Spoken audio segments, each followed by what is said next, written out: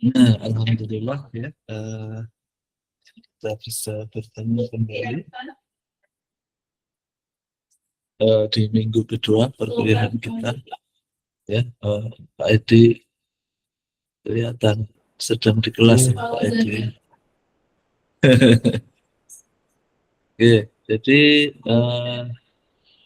minggu depan kita ngabuburit ya. Minggu depan insya Allah kita sambil ngabuburit ya. Tapi saya nggak tahu hari Rabu libur apa enggak ya minggu depan ya. Liburnya sampai Rabu atau enggak? Kan Senin libur ya, kalau nggak salah Senin libur. Kemudian Selasa itu hari raya apa itu ya? Saya lupa itu ya. Nah, hari Rabu Imlek, itu, Pak. oh Imlek ya, oh ya Imlek. Nah, hari Rabu itu nggak jelas tuh, belum ada kabar ya, libur atau enggak ya. Nanti kalau libur ya kita ini ya kita. Tapi belum puasa ya. Oh, ini terawih lah, terawih ya. Terawihnya Selasa atau Rabu ya? Guys, minggu depan kita atur lagi jadwalnya ya. Nah, baik teman-teman, untuk materi kita yang kedua, minggu kedua ini ya. Nah, kita sebentar ya, saya ada tamu sebentar.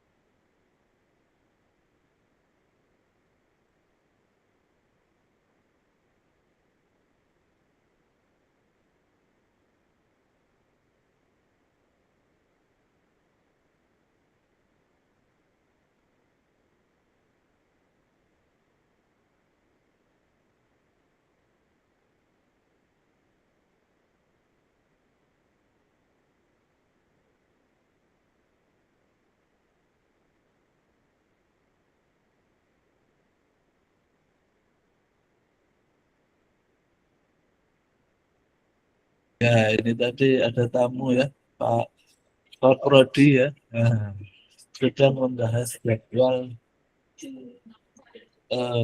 bimbingan untuk teman-teman yang mengerjakan tesis ya. Nah, enaknya kalau S2 ada jadwalnya, nanti di jadwal bimbingan tesis.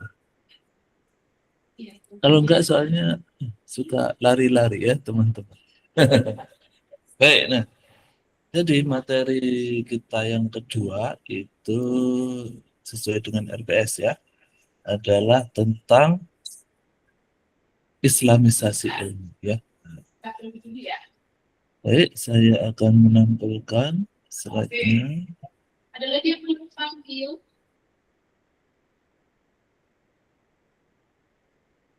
Ada lagi yang belum terpanggil?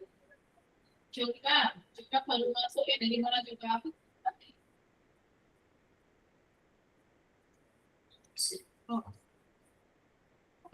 Ya, jadi ini apakah sudah terlihat ya? Sudah, Halo, Pak. halo? Sudah ya? Oke. Sudah, Pak. Nah, jadi tadi pagi saya dikirimi Mbak Yuliana ya, teman-teman ya, kerjaannya teman-teman. Wah, itu keren-keren ya. Saya sempat baca sekilas ya, walaupun enggak full tadi ya. Ada yang Konfusionisme ya, ada yang bahas Marxisme, ada yang bahas apa lagi tadi ya? Al-Ghazali ya. Bagus-bagus lah ya. Mantap-mantap semua ya. Nah, sekarang kita menuju ke materi yang kedua, yaitu mengapa perlu Islamisasi ilmu ya. sesuai dengan RPS gitu ya. Nah, ini saya pakai slide-nya Dr. Ugi Soeharto ya. Ini beliau ini sangat famous ya, sangat famous tentang gagasan Islamisasi ilmu ya. Kemudian beliau itu kuliahnya di Istak gitu ya. Nah, itu ya, Istak. Ya, mungkin sekarang ngajarnya juga di situ ya. Jadi Istak itu salah satu kampus di Malaysia. Nah, siapa itu Al-Atas ya? Jadi Al-Atas itu adalah eh Nakib Al-Atas ya. Nanti teman-teman bisa browsing ya. Beliau itu salah satu dosen ya, juga di Istak ya. Itu ngajarnya di Malaysia ya. Teman saya tadi baca sekilas profilnya, kayaknya bukan orang Malaysia asli ya. Jadi memang gagasan beliau ini sangat bagus begitu ya. Oke, nah aslinya ya slide-nya Dr. Ugi ini ya, kalau saya baca sekilas gitu ya, nggak paham saya ya. Nah, jadi karena memang ada beberapa istilah-istilah yang perlu ya dieksplor lebih lanjut. Nah, makanya ini slide beliau ini saya modified ya, saya modifikasi agar kita lebih mudah memahami ya. Jadi gagasan utamanya dari Syekh Naqib Al-Atas ya. Nah, latar belakang kenapa perlu Islamisasi ilmu? Ya, jadi dunia kita pada hari ini dikuasai dan didominasi oleh peradaban. Apa itu ya? Ada bocor sebenarnya. Oh iya, Pak. Nah, jadi semua bidang peradaban ya, hampir semuanya ya, bahasa, kemudian ekonomi, politik, sains, teknologi, sosial, budaya itu dominated by Barat ya.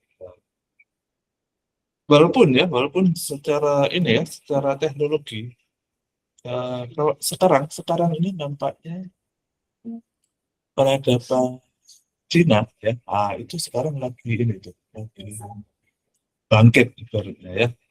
Termasuk kalau kalau di negara kita ya, yang kelihatan itu mobil Cina ya, mobil listrik gitu ya. Wah, luar biasa ya. Kalau di Surabaya ya, di Jakarta juga itu ya. Nah, kemudian teknologi ponsel juga ya. HP itu, wah sekarang HP Cina. Apalagi Huawei itu ya, wah itu sudah head to head melawan Apple ya. Nah, kemudian salah satu aspek yang didominasi Barat itu adalah ilmu ya, ilmu-ilmu kontemporer ya, atau terbaru itu memang suka tidak suka kita dapat dari Barat ya.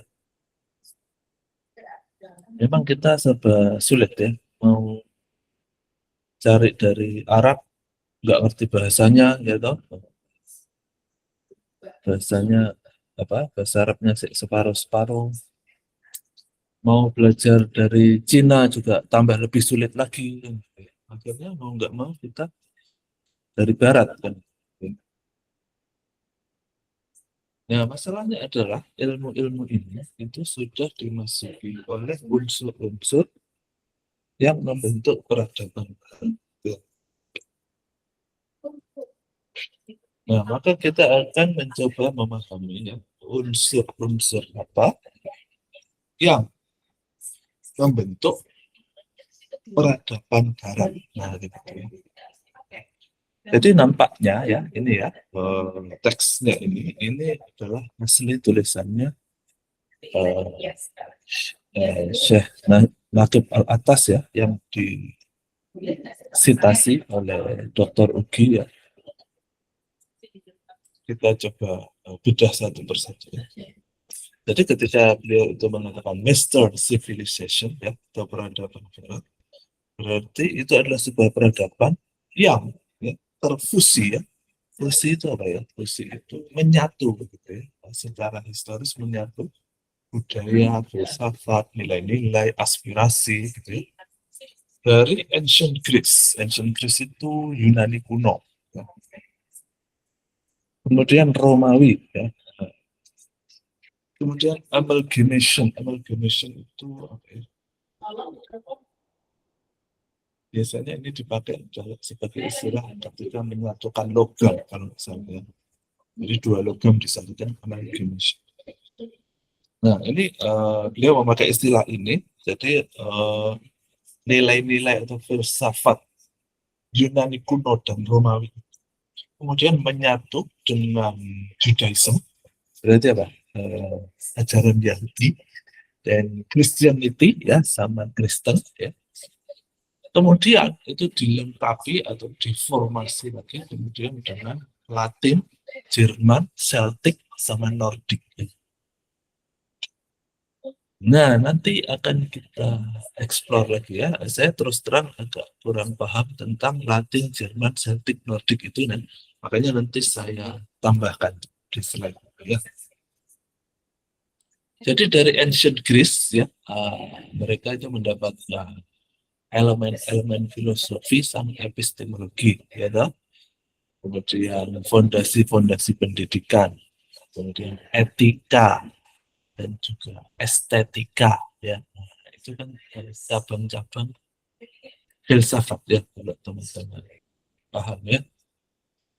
Nah, saya tetap menyarankan ya, teman-teman punya paling enggak buku pegangan ya, untuk belajar filsafat ini. Ya. Terserah ya, terserah dari siapa gitu ya. Paling enggak biar enggak ini ya, eh, biar enggak kejauhan ya, ya, biar fokus. Nah, kemudian mereka itu belajar dari Romawi itu hukum, ya, kemudian apa namanya ilmu-ilmu pemerintahan, ya, cara mengatur negara. Kemudian mereka belajar dari Yahudi dan Kristen itu agama ya. Kenapa kok nggak disebut Islam di sini ya? Memang karena Barat itu sejarahnya itu nggak didengar. Kalaupun ada itu kecil ya. Memang yang lebih besar kan Yahudi dan Kristen. Ya. Nah, dari Latin, Jerman, Celtic, Nordik, ya itu dapat spirit tertentu ya. Nah, ini akan kita explore lebih. Nah, Latin people ya, apa itu Latin people ya? Nah, Latin people itu ternyata adalah orang-orang dari Italia, kemudian Perancis, kemudian Spanyol, Portugal. Ya, sebetulnya mereka itu legasinya dari Rome ya, atau apa istilahnya, anak turunnya Romawi begitu ya. Apa kelebihan mereka ya? Jadi mereka itu fokusnya kuat pada humanity ya, atau kemanusiaan, kemasyarakatan, etika, hukum, dan keindahan. Kemudian mereka menganggap hidup itu harus hidup yang baik ya. Jadi dia sangat menghargai seni, makanan, keluarga. Gitu. Kemudian mereka sangat menghormati otoritas negara dan gereja. Kemudian mereka itu juga pandai berretorika ya, pandai persuasif, pandai menulis dan juga filosofis. Nah, ketika berhadapan dengan ilmu-ilmu natural, ternyata mereka lebih menyukai observasi daripada eksperimen.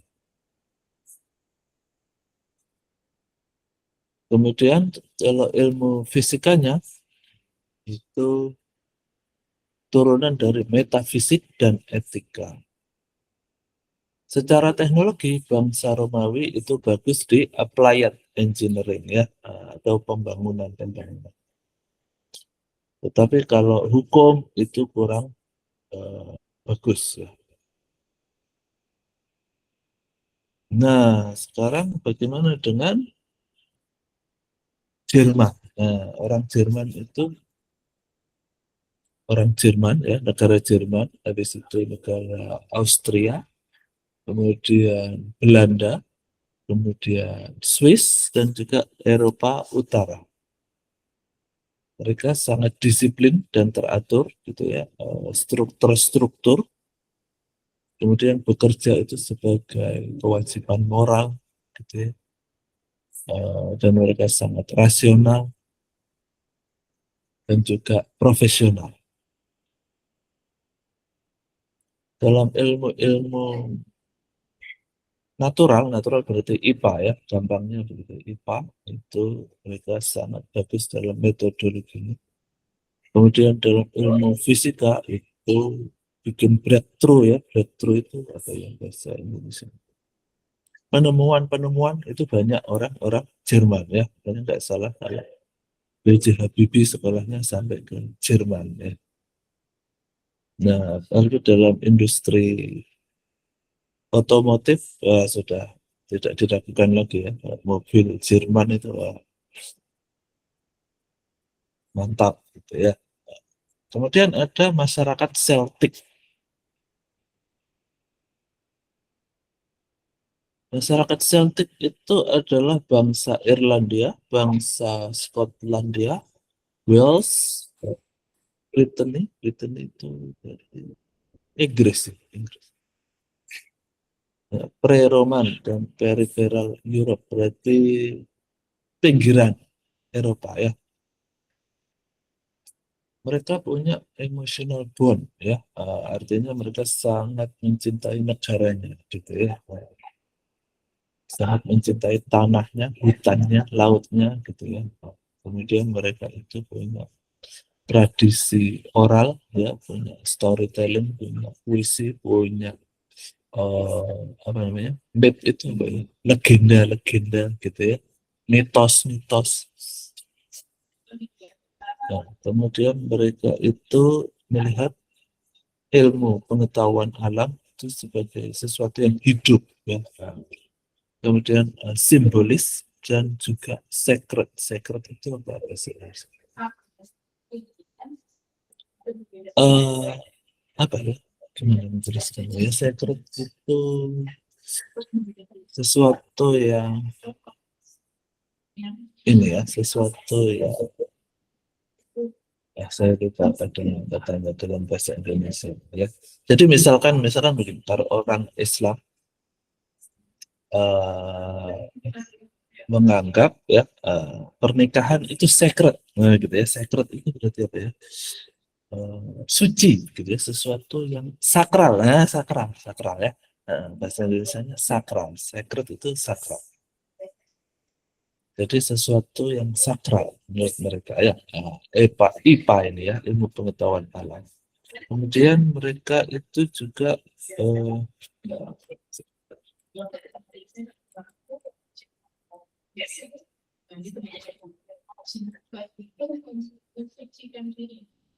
wah, secara teknologi ya, mereka itu bikin agriculture, pertanian, navigasi, kemudian metal work itu berarti itu ya, logam gitu ya. Nah, dalam ilmu pengetahuan, mereka itu sangat menghargai wisdom ya. Wisdom itu apa ya? Kebijaksanaan ya, daripada kontrol, daripada kekuasaan yang memaksa. Nah, selanjutnya ada bangsa, tadi kan Celtic ya, sekarang Nordic. Nah, siapa saja bangsa Nordic itu, yaitu negara-negara Skandinavia ya. Ini negara Skandinavia itu sangat famous dalam ilmu pendidikan ya. Bahkan konon dinobatkan sebagai pendidikan terbaik di dunia itu ada di negara Skandinavia. Apa saja negara Skandinavia? Ada Norwegia, Swedia, Denmark, Finlandia, sama Iceland ya. Iceland itu bahasa Indonesia Islandia. Islandia ya.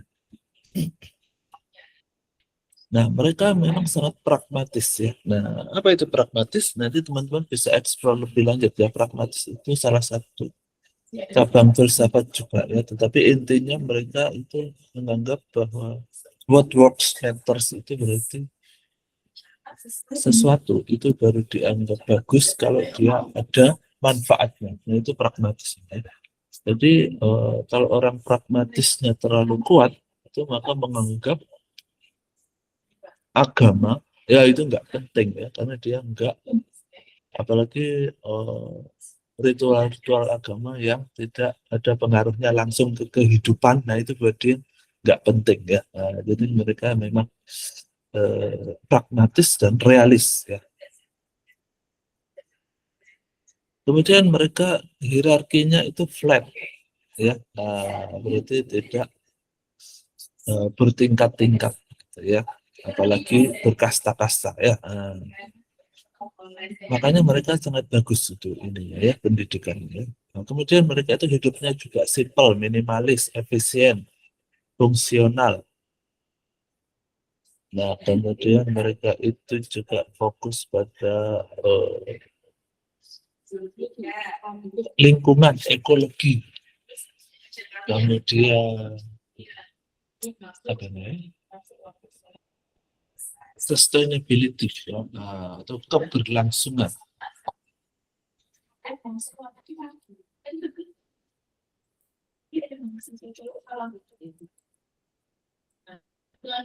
Nah, mereka itu bekerja berkelompok gitu ya. Jadi menurut mereka teknologi itu adalah alat bagi manusia untuk membuat ekologi itu seimbang ya. Jadi tidak boleh rusak alam. Nah, singkatannya maksudnya ini adalah comparative system. Jadi kalau Latin itu core value-nya civilization and humanism. Orang Jerman itu disiplin dan rasional. Kalau orang Celtic itu spiritual dan identitasnya kuat. Kalau Nordik itu pragmatis. Kemudian dalam melihat alam, ya, menurut orang Latin itu dunia itu sangat teratur. Ya. Orang Jerman itu harus dikuasai. Ya. Kalau menurut orang Celtic itu adalah sebuah entitas yang hidup. Nah, kalau menurut orang Nordik, ini kita harus koeksis itu berarti apa ya? Koeksis itu karena kita hidup berdampingan, nah ini berarti kita harus ini ya, misalnya, jangan sampai mengganggu alam. Gitu ya. Kemudian stylenya apa ya? Nah, ada kalau orang Latin filosofis, orang Jerman itu teoritis, orang Celtic itu simbolis, orang Nordik applied, nah, dan seterusnya. Ya. Nah, peradaban-peradaban inilah yang membentuk peradaban Barat.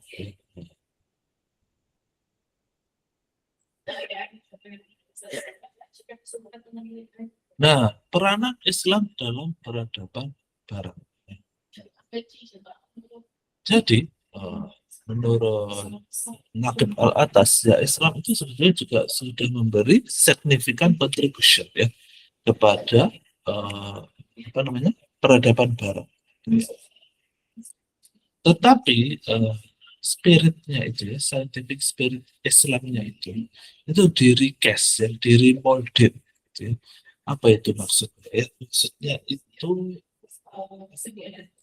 apa ya? Ibaratnya recast itu ini ya. Kalau teman-teman bikin Lego mainan anak-anak yang disusun-susun itu, nah itu dibongkar, yang dibongkar lagi. Habis itu disusun lagi, biar sesuai dengan culture-nya Barat. Jadi Islamnya dimodifikasi. Gitu.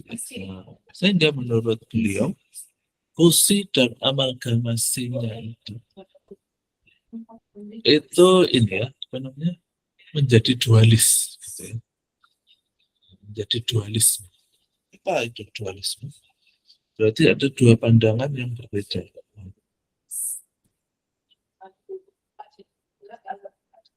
Nah, jadi ini adalah filsafat yang tumbuh ya, di Western ya, ada rasionalisme ya, itu sudah jelas lah ya. Kemudian ada dualisme ya. Nah, dualisme apa itu? Visi dari realitas dan kebenaran ya. Maksudnya mereka itu bingung gitu ya, antara realitas dan kebenaran itu enggak sama ya. Jadi misalkan beginilah hal yang sederhana. Anda kalau mau untung maksimal ya jangan mikir kasihan sama orang kan gitu ya. Kalau Anda kasihan sama orang ya jangan mikir untung maksimal kan begitu ya. Artinya ada dua realitas yang bertabrakan gitu ya. Nah, itu kalau kita. Kemudian pastinya mereka itu sekuler, artinya mereka itu memisahkan antara agama dengan peri kehidupan. Ya.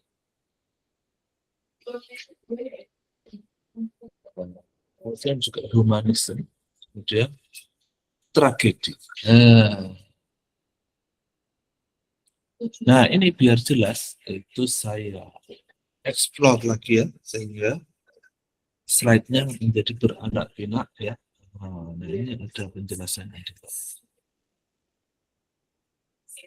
Nah, ya. Jadi rasionalisme itu adalah ini kurang besar. Nah, ini ya.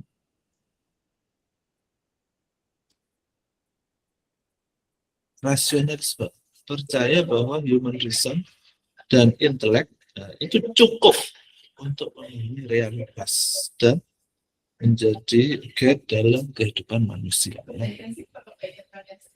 Jadi nggak perlu tuh apa tradisi atau kepercayaan atau bahkan agama. Tidak. Menurut orang rasional. Nah, ini ya dualisme. Ini contohnya. Itu ada mind versus body, ada spirit versus matter, ada badan versus jiwa, ada sacred versus profane.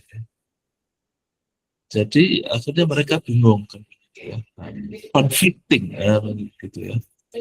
Jadi spiritual antara spiritual sama material itu akhirnya conflicting, tidak integrated. Ya. Padahal gimana kalau Islam? Oh, kalau Islam kan kita tidak memisahkan keduanya. Gitu ya. Maksudnya misalkan dalam kasus bisnis tadi ya, orang Islam nggak masalah gitu ya, mengejar untung maksimal gitu ya. Tapi nanti dari kekayaan kita itu ada hak-hak orang miskin, akhirnya kan di-share juga ya. Itulah bedanya kita sama Western ini ya. Ya, kemudian sekularisme ya berarti ini ya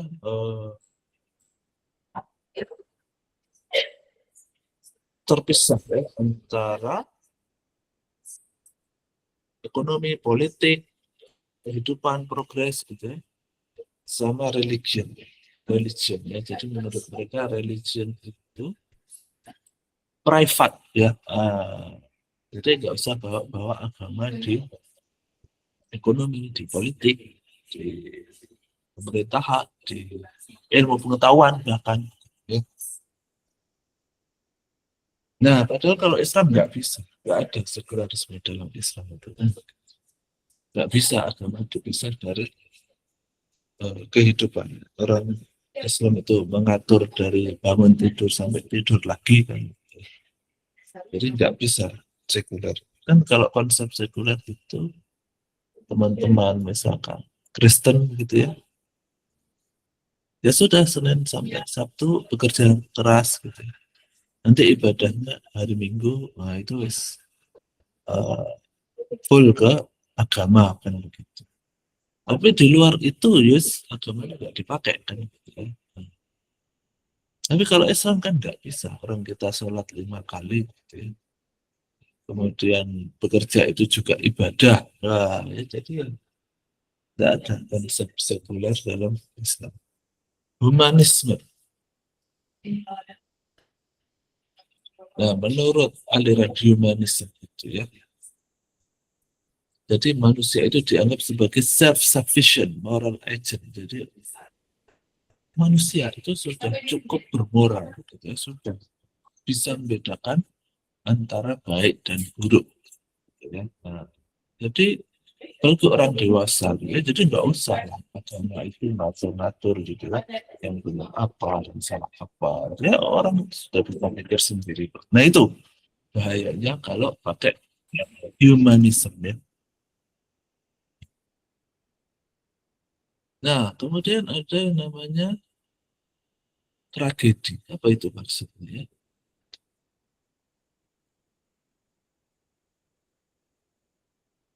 Jadi mereka menganggap ya kehidupan itu adalah sebagai tragedi ya. Nah, jadi eksistensi itu adalah inherently tragic. Ya. Maksudnya adalah manusia itu kadang-kadang itu nggak punya pilihan untuk menentukan hidupnya. Ya, hidup ini adalah drama dan tragedi. Ya. Kasihan sekali sebetulnya orang yang keimanannya seperti ini kan kasihan ya, dia artinya menganggap hidup ini apa ya, nggak bermakna ya. Kalau dalam Islam kan kita punya pilihan ya, pilihan ya, jadi masuk surga atau masuk neraka bisa dipilih dari tingkah ya. Nah, tapi kalau orang Barat yang terutama yang menganggap ini juga sebagai sebuah tragedi, itu ya sudah ya. Nah, hidup sudah ditakdirkan begini ya sudah. Makanya mereka gampang stres kayaknya ya.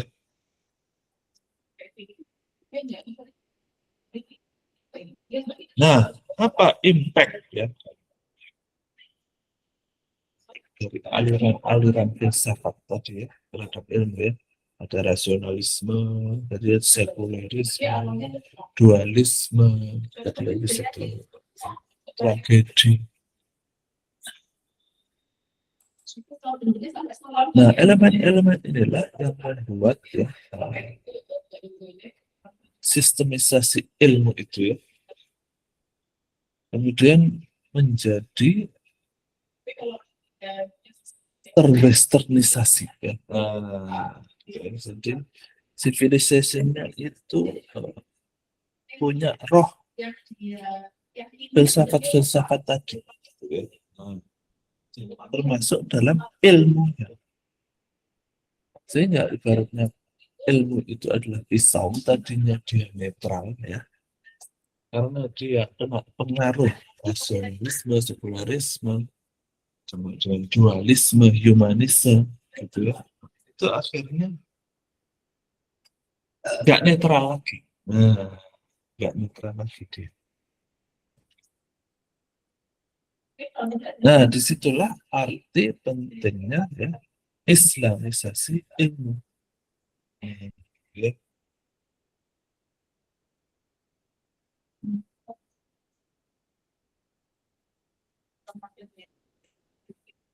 Nah, jadi makanya kita perlu melakukan de-westernisasi atau ilmu aslinya itu diambil ya, dari pengaruh-pengaruh buruk westernisasi itu tadi. Ya. Nah, bagaimana ilmu yang benar itu? Ilmu yang benar itu adalah ilmu ya yang bisa memanusiakan manusia. Nah, gitu ya. Jadi manusia itu kadang bingung sama masalah identitas dan takdirnya. Nah, itu kadang-kadang kalau dalam Western civilization gitu ya, itu ditutup-tutupi, gitu ya, atau dibikin, nah ini sudah tak tak beri catatan di bawahnya, serep surreptitiously. Nah, itu berarti secara diam-diam. Itu aslinya ya, aslinya orang-orang Barat yang sudah pinter itu ngerti ya bahwa ada yang salah sama Western civilization gitu ya, tapi mereka menutup-nutupi ya. Demi apa? Ya demi agar kepentingan mereka tidak terganggu kan begitu ya. Nah, ibaratnya kalau di Indonesia, kenapa kasus korupsi itu sulit sekali terungkap?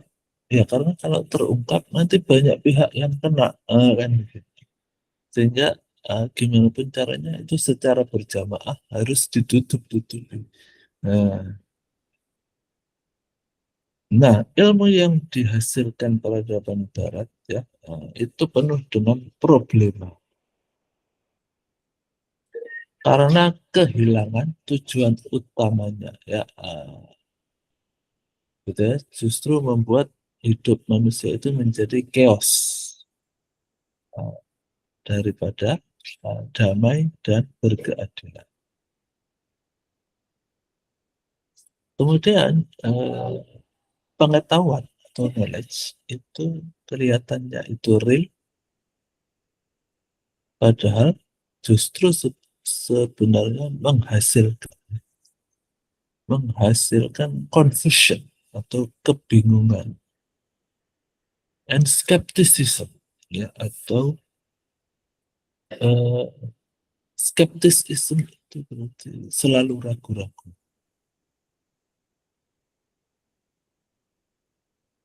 Nah, kemudian knowledge ini bikin chaos. Nah, di Three Kingdom, apa itu Three Kingdom ya? Nanti akan kita bahas ya. Oh, Three Kingdom itu kalau tidak salah itu adalah dunia sosial sama dunia natural ya. Satu lagi dunia, ya saya lupa tadi. Nah, jadi ilmu pengetahuan Barat itu ternyata tidak bisa membawa manusia kepada pemahaman terhadap identitasnya dan juga takdir-takdir yang harus dia hadapi.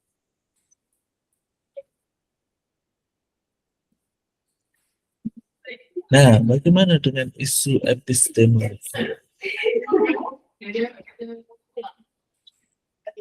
Nah, di dalam filsafat ini kita mempelajari bahwa uh, ada tiga ya, inti dari filsafat ilmu ya, terutama teman-teman yang dulu S1 di ekonomi Islam ya, yaitu ontologi, epistemologi, dan aksiologi ya.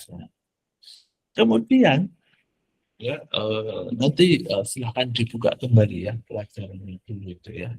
Ontologi itu kan hakikat ya. Kemudian epistemologi itu apa namanya, bagaimana cara kita mendapatkan ilmu itu ya.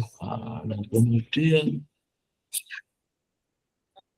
aksiologi itu ya, setelah kita mendapatkan ilmu itu untuk apa ilmu itu ya. Nah, sekarang kita fokus kepada epistemologi ya, di mana sumber-sumber ilmu ya secara umum ya, para ilmuwan itu mengakui bahwa sumber-sumber ilmu itu adalah panca indera ya. Ya. Sumber kalau kita belajar nanti namanya filsafat empirisisme ya, atau positivisme yaitu panca. Kemudian ada juga sumber ilmu namanya akal sehat atau akliyah ya kalau dalam bahasa Arab ya, akal akal ya. Nah itu bisa rasionalisme bisa juga skeptisism ya. Nah, terus ada juga namanya khobar sodik, ini kalau dalam bahasa Arab ya, berarti apa, kabar yang benar ya, otoritas atau otoritas sejarah semata-mata ya. Artinya itu kita lebih percaya mana antara sejarah yang ditulis manusia sama sejarah yang ditulis Al-Quran misalkan. Misalkan. Kemudian ada juga sumber ilmu itu ilham ya, atau intuisi. Intuisi itu kan ini ya, kadang-kadang nggak bisa dijelaskan secara ilmiah ya. Kalau intuisi itu ya, misalkan mimpi gitu ya, uh, forecasting, meramal gitu ya, nah itu susah. Nah, nanti ada lagi namanya epistemologi sofisme. Jadi kalau waktunya cukup, bisa kita bahas ya. Cuman karena dia sangat nggak banyak juga sih sebetulnya, banyak berapa slide gitu ya. Tapi ini saya pisah ke slide yang berbeda karena agak panjang nanti ya. Itu waktunya cukup kita bahas sofisme ya. Ini salah satu cabang filsafat juga.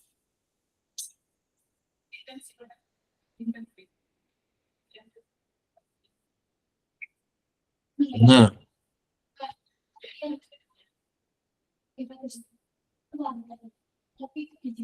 ini adalah isu-isu ya, isu-isu kategori ilmu ya, yang menjadi perdebatan ya.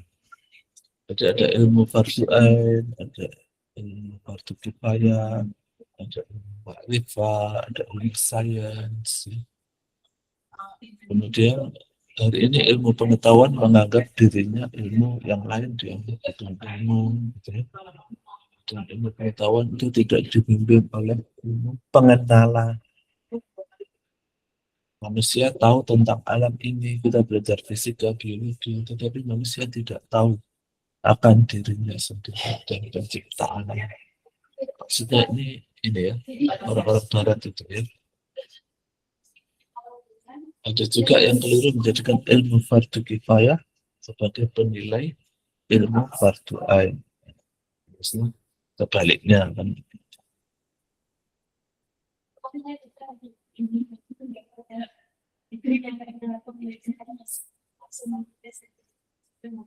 Nah, ini juga westernisasi ini saya jadikan satu slide khusus ya karena dia agak panjang ya.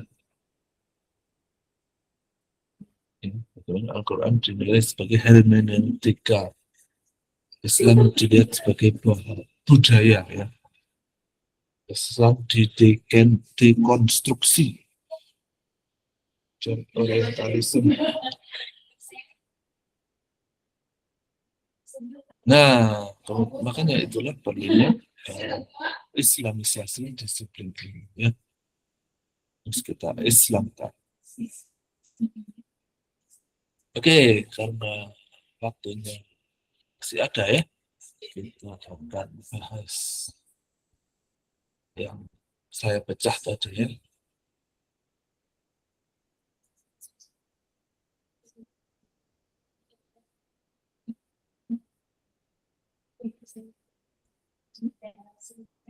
Nah, ini dulu deh. Westernisasi itu tadi ya. Atau Islamic Studies atau ilmu-ilmu Islam yang malah di westernisasi ya. Oh, ini salah ya. Harusnya di belakang kesimpulannya. Jadi kesimpulannya itu adalah orang Barat itu menggeser Islam ya, dari wahyu menjadi fenomena. Ya. Kemudian mengubah ilmu Islam dari normatif menjadi deskriptif. Menggeser otoritas dari ulama ke akademisi yang malah sekuler ya. Nah, inilah tantangan epistemologi utama dalam studi Islam yang kontemporer. Ya. Nah, misalkan ini ya. Jadi ilmu-ilmu Islam dinilai dari kacamata ilmu Barat. Ya. Jadi Islam itu tidak dikaji dari sudut pandang Islam, tetapi diukur dari paradigma Barat. Ya. Yaitu sekularisme, rasionalisme, positivisme. Ya. Ciri utamanya gimana? Ciri utamanya adalah standar kebenarannya itu bukan wahyu, tapi rasional empiris.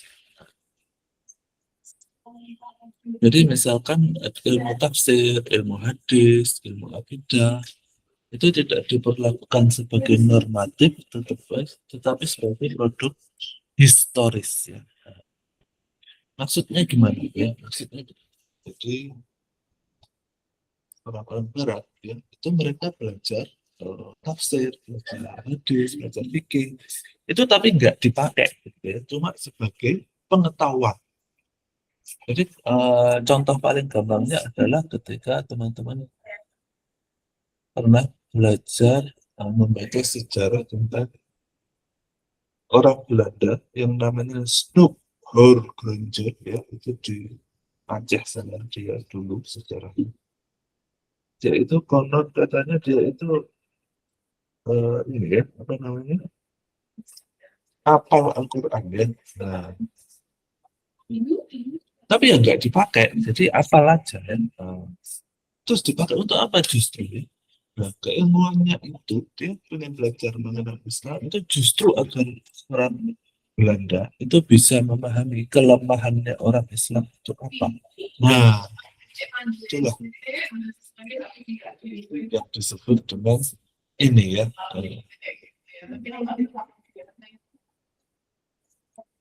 Nah, yang kedua adalah Al-Quran dinilai dengan hermeneutik.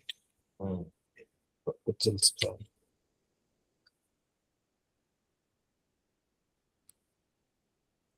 Maksudnya apa? Hermeneutika itu adalah metode tafsir. Ya. Yang awalnya digunakan itu untuk Bible ya, untuk Injil, untuk teks sastra, untuk dokumen sejarah. Ya.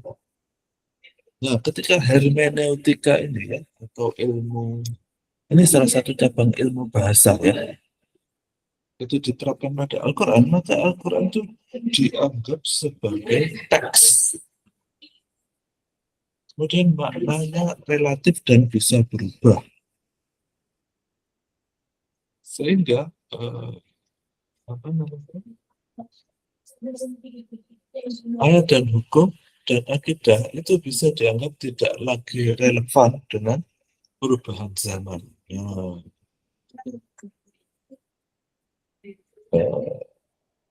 Maksudnya itu mereka menafsirkan itu ya suka-suka dia aja kan begitu ya. Kemudian yang kita tahu juga kan Bible itu kan juga sudah berubah gitu ya. Nah, Al-Quran itu dianggap juga seperti itu. Ya, dianggap sebagai teks saja ya.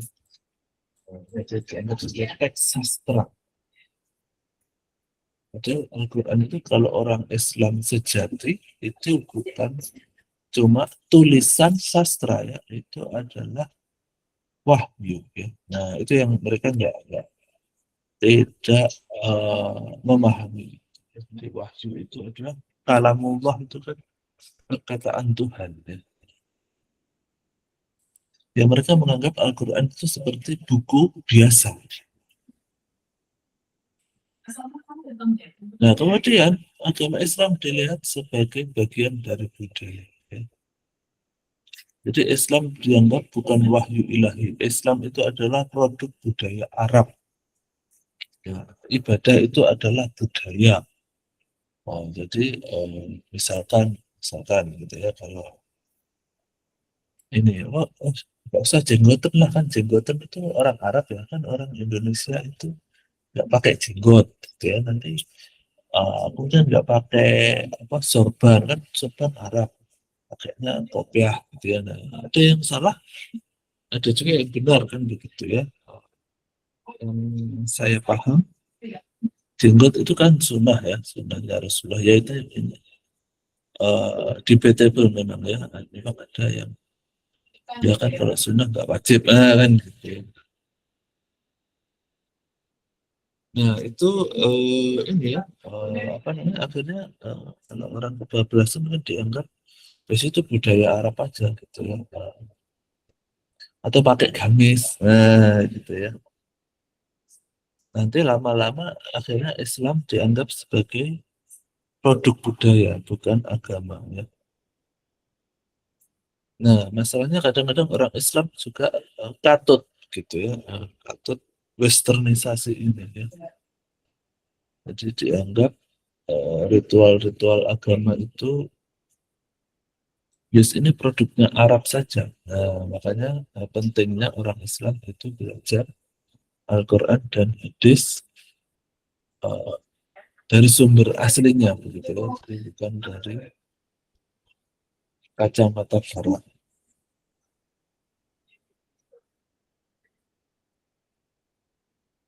Kemudian ilmu-ilmu Islam didekonstruksi. Sosiologi jadi Islam sebagai fenomena sosial, antropologi Islam sebagai praktik budaya, ilmu politik Islam sebagai alat kekuasaan. Ya, jadi biar dia berkuasa, maka dia harus tampil sebagai orang Islam yang soleh. Nah, misalkan ya, biar dipilih orang banyak. Nah, misalkan.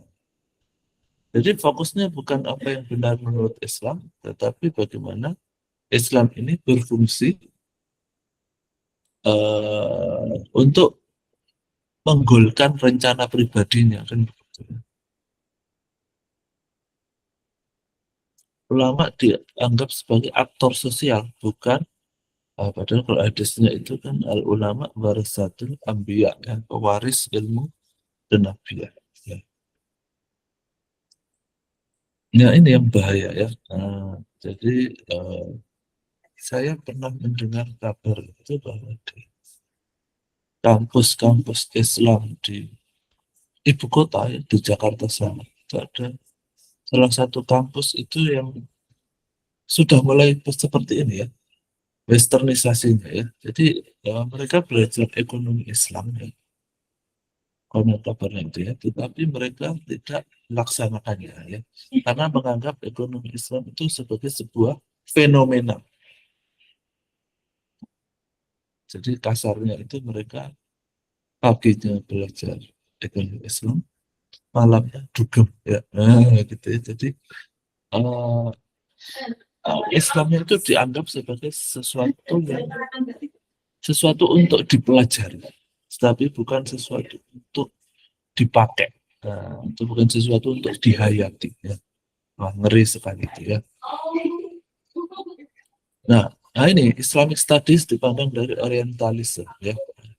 Jadi Islam dikaji dari luar keimanan Islam ya. Nah, sehingga penelitinya itu tidak terikat pada keyakinan Islam dan bisa jadi memang dia memang bukan orang Islam gitu ya, sehingga menganggap Islam itu sebagai sebuah produk. Nah, Islam direduksi menjadi fenomena sejarah ya. Nah, kemudian generalisasinya berlebihan. Nah, misalkan dianggap semua orang Islam itu kolot. Nah, gitu. Terus misalkan apa orang Islam itu tidak berkembang keilmuannya, terlalu memegang tradisi Arab misalkan. Demikian juga dengan Islamologi. Nah, jadi mereka mempelajari Islam tetapi tidak mengimani Islam. Ya. Jadi tidak mengakui wahyu sebagai sumber kebenaran. Yaitu tadi ya, Al-Quran dianggap sebagai sebuah buku cerita saja. Gampang. Nah, baik, mungkin itu ya yang bisa saya share ya pada kali ini ya.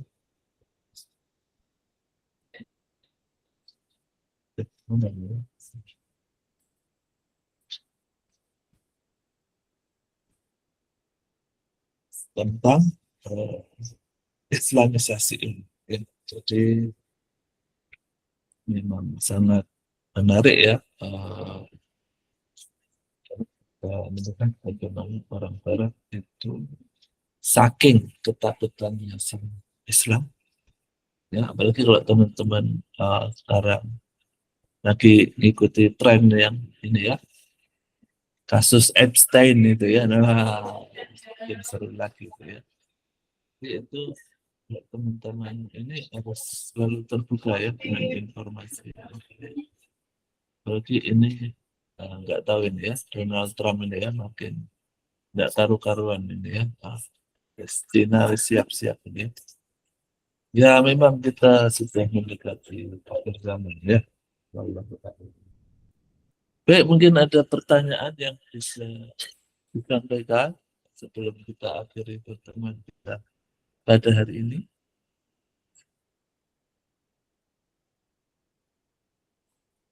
Iya, tampaknya sedang pada sibuk ini ya, Bapak Ibu.